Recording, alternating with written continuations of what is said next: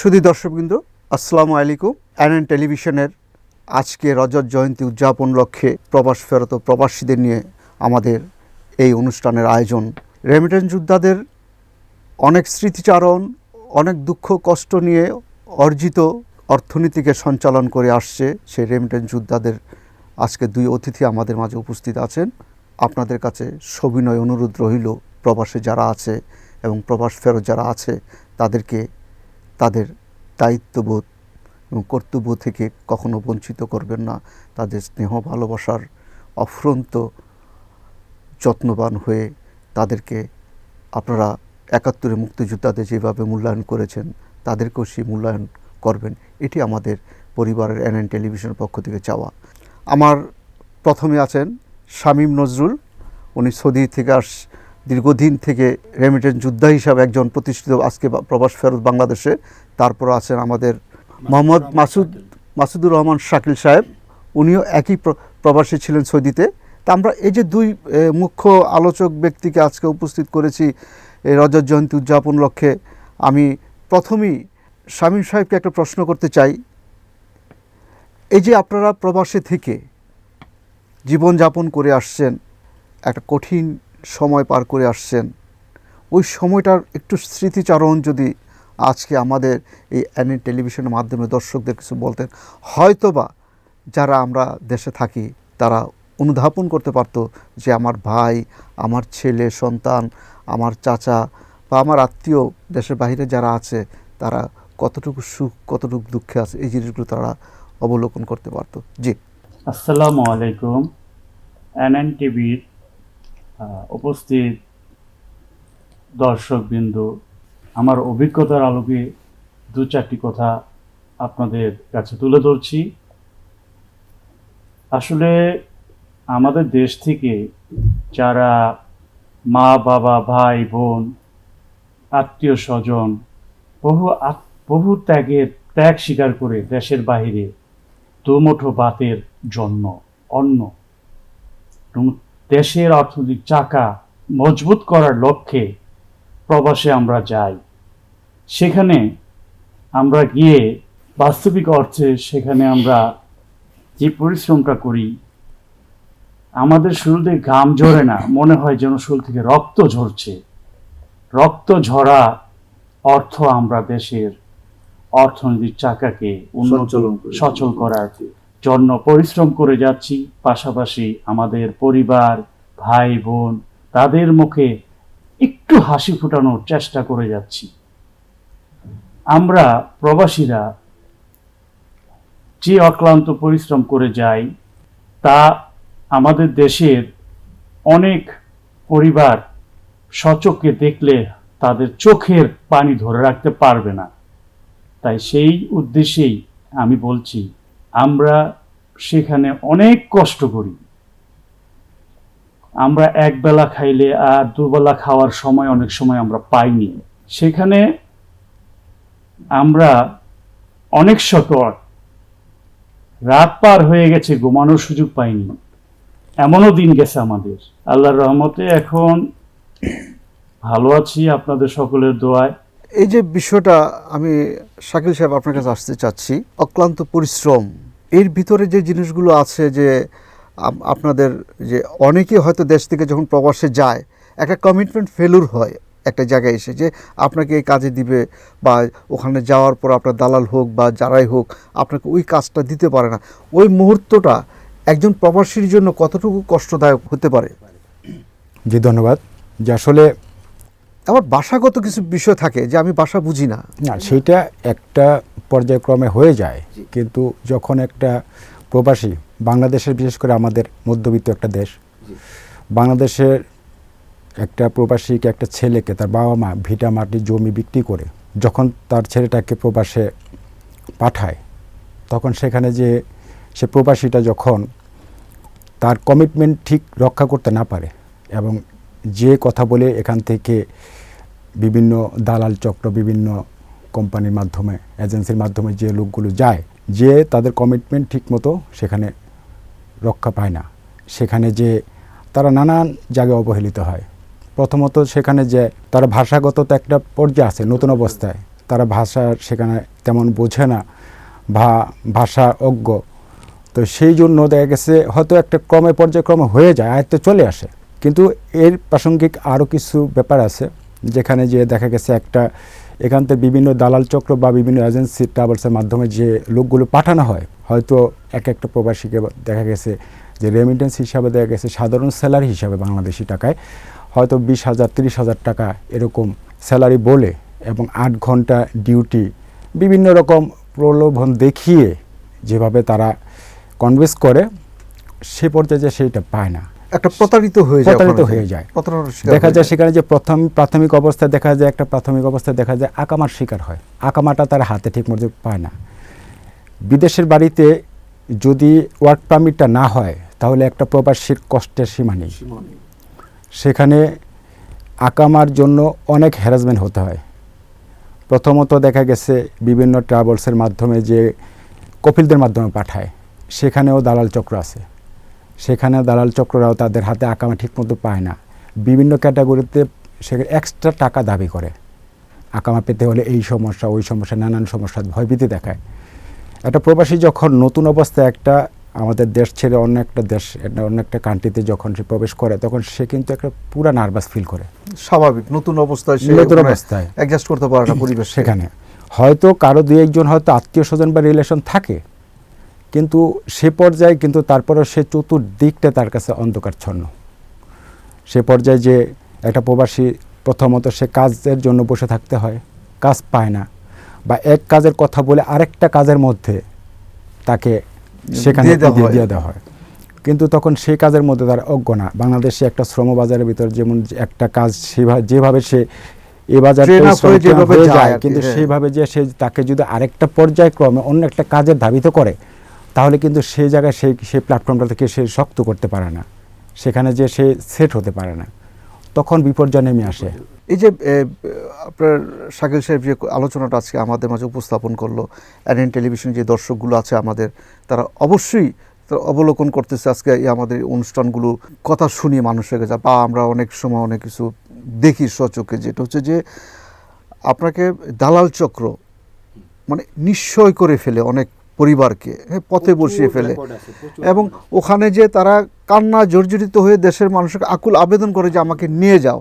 এটা কেন? এটা কি আসলে কি একটা সুন্দর মনিটরিংয়ের অভাব, নাকি এটা আমাদের রাষ্ট্রীয় কোনো আপনার গাফলতি, নাকি আমাদের নিজস্ব কোনো লোভ লালসায় আমরা প্রথমে স্টেপ দিয়ে ফেলি, না আমি এই জিনিসটা করবই, না বুঝে না শুনে? তো এই বিষয়টা সম্পর্কে যদি আপনি একটু ধারণা দিতেন। আমি একটা উদাহরণের মাধ্যমে বলি যে পিতা মাতা ছাড়া একটা সন্তান যেভাবে বড় হয়ে ওঠে, ঠিক প্রবাসীরা কিন্তু প্রবাসীদের অভিভাবক, আমাদের অ্যাম্বাসেডর থাকে সেখানে।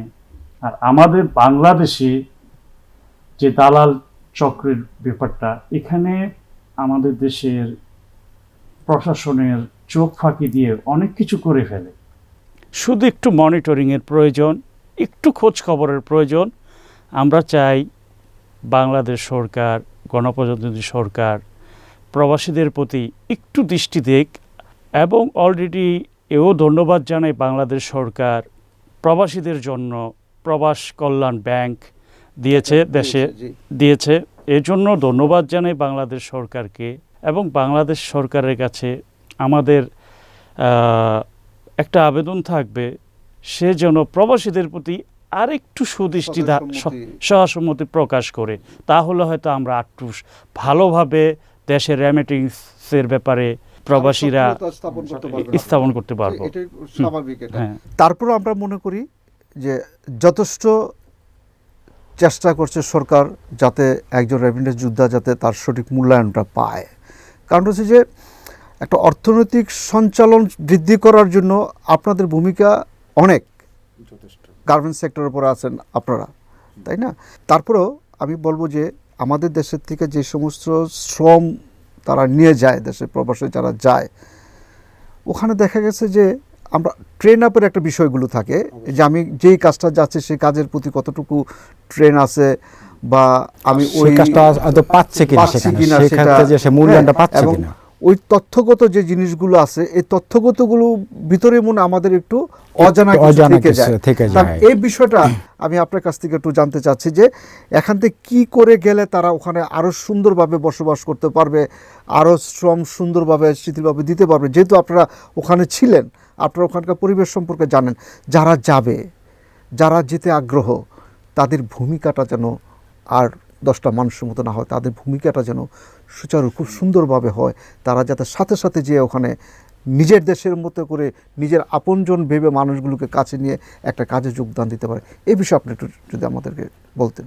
আসলে এখানে বাংলাদেশের শ্রমবাজার থেকে যখন একটা বিদেশগামী হয়, এক একটা সন্তান যখন এক একটা দেশে যে তাদের শ্রমটা সে বোঝায় হিসাবে সেখানে শ্রমবাজারে যেতে ইচ্ছুক, কিন্তু সে পর্যায়ে যে এখানে আমাদের বাংলাদেশে একটা জিনিসের অভাব হচ্ছে, তারা নিজের দক্ষতা কর্মী, দক্ষ হিসাবে যে কাজে সে দক্ষ কর্মী, সে কাজে যদি সেখানে সে যেতে পারে তাহলে অবশ্যই সে তার কাজের মূল্যায়ন পাবে, তার কাজের কার্যসিদ্ধি উদ্ধার হবে এবং তার স্বপ্ন পূরণের লক্ষ্য পূরণ হবে। কিন্তু আমাদের দেশে এখনও সেরকম শ্রমবাজারের কোনো নীতি নির্দেশিকতা তৈরি হয় নাই। আমি বলবো যে বাংলাদেশের প্রত্যেকটা ক্যাটাগরি, প্রত্যেকটা জায়গায়, প্রত্যেকটা কান্ট্রিতে লোক পাঠানোর আগে তাদের কিছু দিক নির্দেশনা, ওই দেশের কালচার, পরিবেশ এবং দেখা গেছে ভাষাগত কিছু, এবং দেখা যাচ্ছে সেই জায়গার ভিতরে আইন সম্পর্কে কিছু ধারণা, এগুলি নিয়ে যাওয়া অবশ্যই প্রয়োজন। তা না হলে তখন সে এক দেশের কালচার ছেড়ে যখন আরেক দেশের কালচারের সাথে সে অ্যাডজাস্টমেন্ট হওয়াটা খুব পারে না, ক্রিটিক্যাল, তখন অনেক সমস্যা দেখা দেয়। তো এই জন্যই দেখা গেছে যে কিছু কিছু জায়গায় এরকম নানান জায়গায় হয়রানির শিকার হতে হচ্ছে এবং সে তার নিজের শ্রমটাকে সেখানে সে প্রফুল্লিত করতে পারতেছে না, এটা তার অভাব। আরেকটা জিনিস হচ্ছে যে আমাদের দেশের অনেক ব্যক্তি আছে যারা সারা পৃথিবীকে তাদের অফুরন্ত চাওয়াটাকে বিলে দিয়েছে। তারা টেকনোলজি যুগেও কিন্তু আমাদের যে ডেভেলপমেন্ট প্রজেক্টগুলো আছে তারা কিন্তু অনেক সুনামের সাথে একটা দেশের আমার আইডিওলজি বহন করে যাচ্ছে। হ্যাঁ, এরপরও কিন্তু আমরা আমাদের শ্রম বাজারটাকে আমরা বেশি মূল্যায়ন করি। এই কারণেই আমরা কিন্তু সবচেয়ে বেশি রেমিটেন্সটা কিন্তু আপনাদের কাছ থেকে আসতেছে, যেহেতু আপনারা আসতেছেন, যাচ্ছে, রোলিং হচ্ছে আপনাদের। ওনারা কিন্তু স্থায়ী বাসিন্দা হয়ে গেছে ওখানে, তাদের কাছ থেকে কতটুকু গভর্নমেন্ট পায় না পায় সেটা আমাদের দেখার বিষয় না, কিন্তু আপনাদেরকে নিয়ে আমাদের অনেক আশা ভরসা, আশা আকাঙ্ক্ষা থাকে। আমরা চাই যে আপনারা আরও 10 জনকে উৎসাহিত করবেন, তারা যেন ওখানে গিয়ে সঠিক একটা মূল্যায়ন পায়। আজকে একটা ভিন্ন একটা প্রশ্নবিদ আজকে আমরা আসতে চাচ্ছি দুজনের কাছে। এই যে রজত জয়ন্তী, স্বাধীনতার আমাদের রজত জয়ন্তী চলছে, আমরা 50-এ মনে পার করে যাব।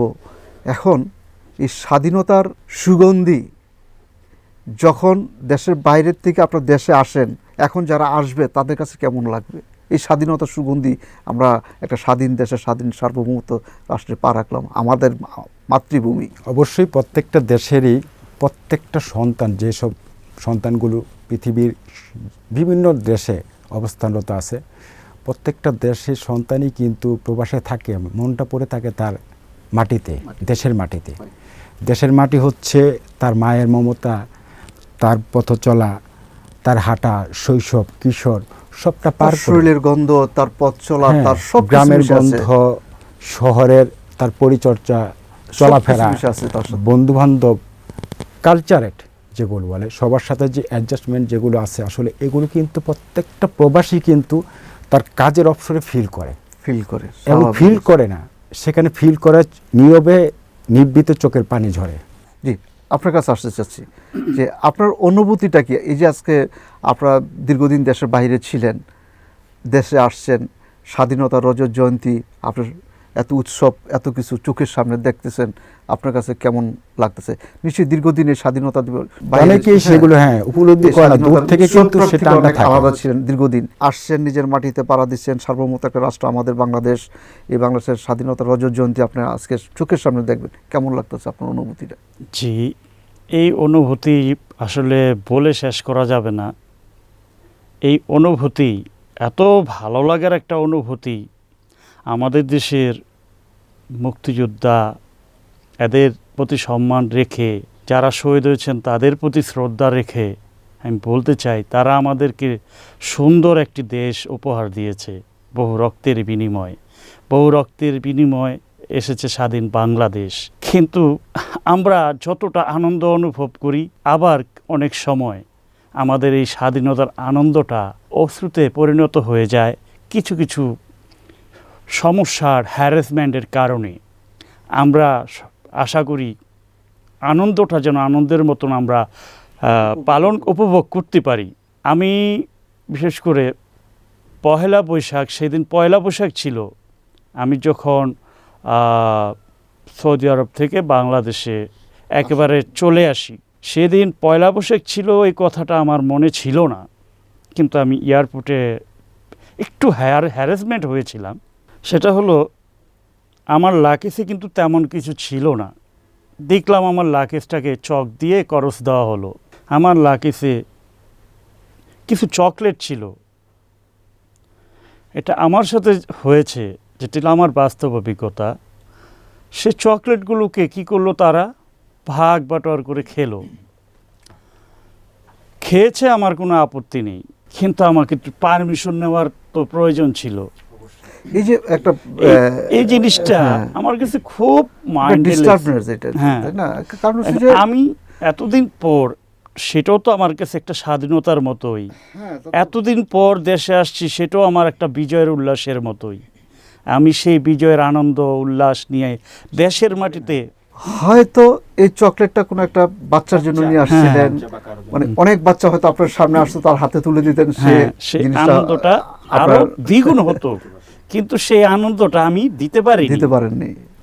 এটা শুধু বাচ্চাকে দেওয়া না, এটার মধ্যে একটা মায়া মমত্ব, ভালোবাসা জড়িত, অনেক কিছু জড়িত আছে একটু একটা দেওয়ার মধ্যে। ভালোবাসা, মানে স্পর্শতা, চোখের তাকানো। এবং আমি দীর্ঘ যত বছর ছিলাম বাইরে, তত বছরের একটা আশা আকাঙ্ক্ষা আছে এখানে, যে আমি যাব, যে ওর হাতে এই জিনিসটা তুলে দেবো।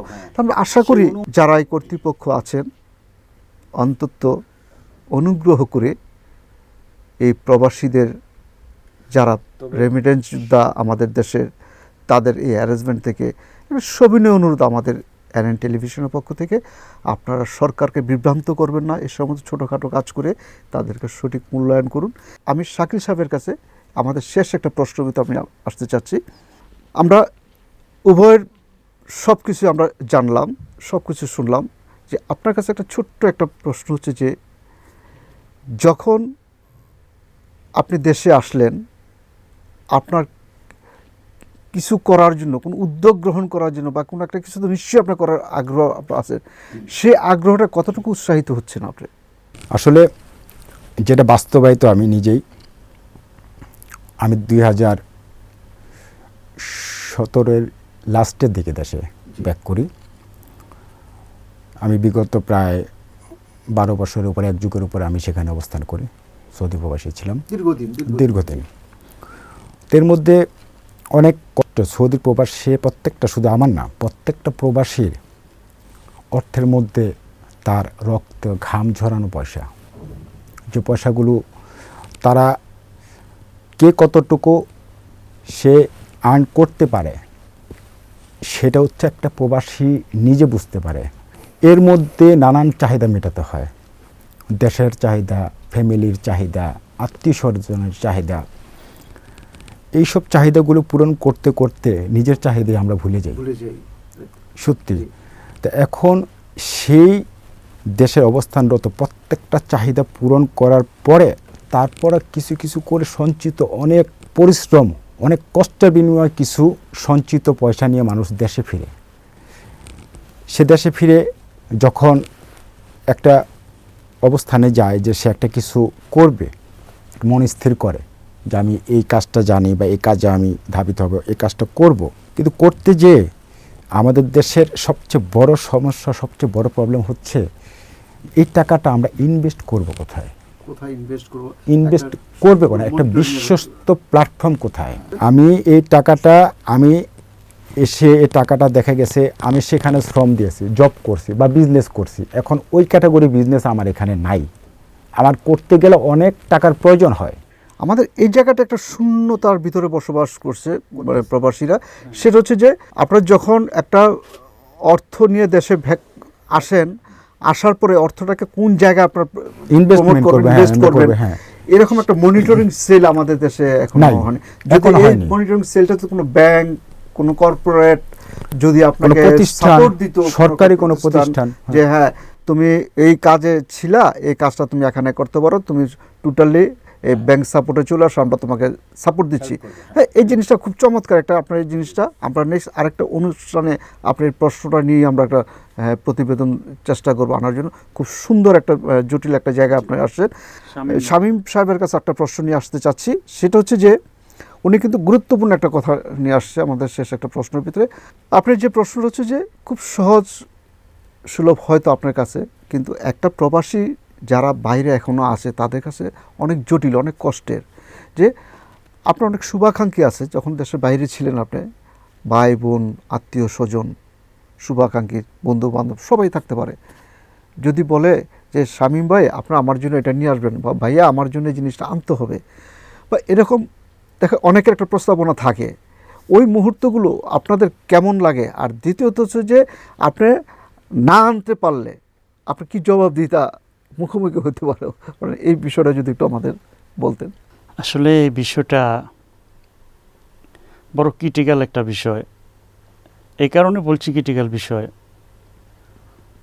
যখন প্রবাসে ছিলাম তখন এরকম জিনিস যে আবদার করেনি তা না, আবদার করেছে। কিন্তু যখন আবদার করেছে তখন বলেছি ঠিক আছে, না করতে পারিনি। যখন কাজ করেছি কাজ করতে করতে মাস শেষে যখন হাতে স্যালারিটা আসতো, তখন ওই জিনিসটার কথাটাই বেশি আসতো। আমার নিজের যে কিছু প্রয়োজন আছে সেটা ভুলে যেতাম, সেই জিনিসটার জন্য চেষ্টা করতাম। যখন সেই জিনিসটার ধারে যেতাম একটা বাজেট, তখন চিন্তা করি এ মাসে হবে না, পরবর্তী মাসে আবার চেষ্টা করব। এভাবে তিলে 2 মাস 3 মাস 4 মাসের থেকে ক্ষুদ্র ক্ষুদ্র সঞ্চয় থেকে সেই একটা জিনিসের আবদার পূরণ করতে পারতাম।